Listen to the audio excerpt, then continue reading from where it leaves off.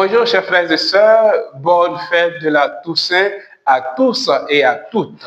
Aujourd'hui, 1er novembre, l'Église célèbre la fête de tous les saints.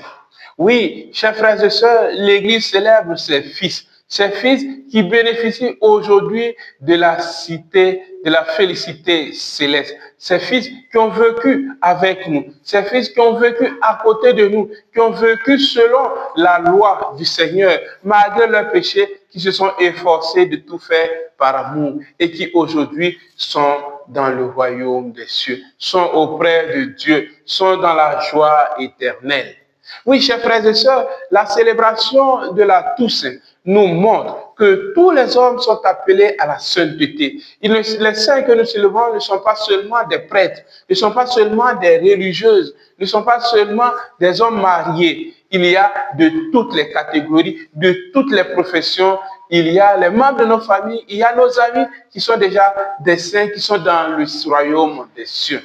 Par cette célébration de la fête de la Toussaint, l'Église invite nous qui sommes sur cette terre à vivre les béatitudes que nous voyons dans la page de l'Évangile, à avoir un autre regard sur les choses, avoir un autre regard dans notre relation avec les autres, être miséricordieux, être pauvre de cœur, avoir soif de la justice, accepter de souffrir pour le Christ, accepter d'être calomnié pour le Christ. Oui, chers frères et sœurs, chacun de nous, par son baptême, est appelé à la sainteté. Et en célébrant cette fête de la Toussaint, l'Église nous rappelle cet appel universel de tous à la sainteté. Et j'aime bien cette lettre pastorale, cette exhortation apostolique du pape François. Soyez dans la joie, où il dit, pour être saint, ce n'est pas compliqué. On ne demande pas des choses extraordinaires. On ne demande pas des choses extraordinaires. Tu es professeur, enseigne avec amour. Fais ton devoir de professeur dans un esprit chrétien de participation à l'éducation. Tu es une mère de famille, occupe-toi de tes enfants.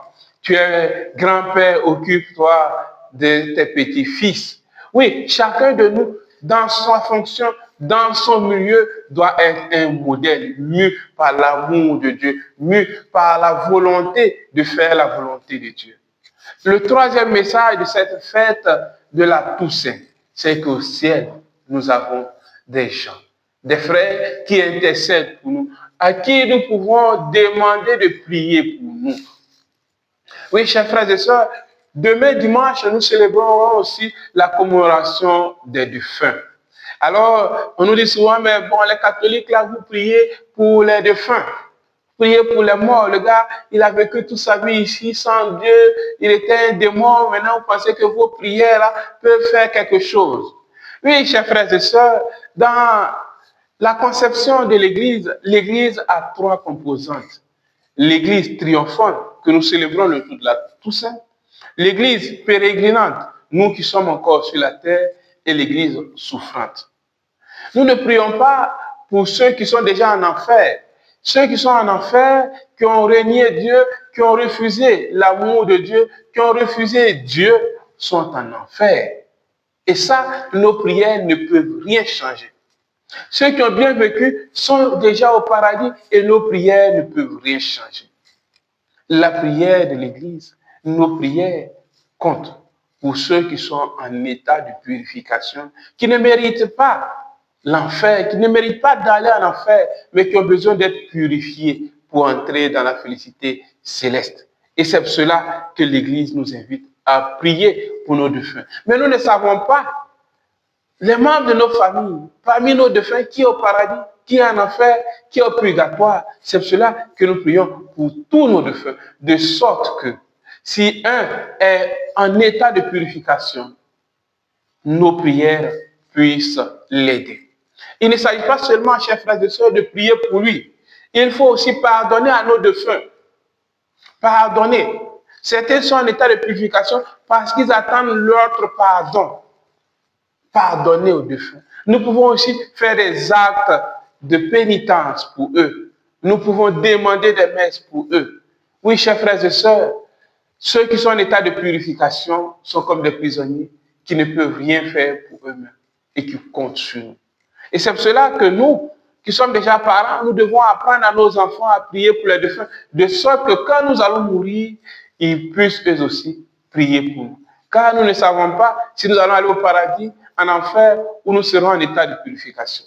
C'est pour cela, chers frères et sœurs, prions pour tous nos défunts. Et l'Église continue. Et chaque jour qu'il y a la célébration de la messe, l'Église prie pour les défunts. Mais chacun de nous doit aussi prier pour ses défunts.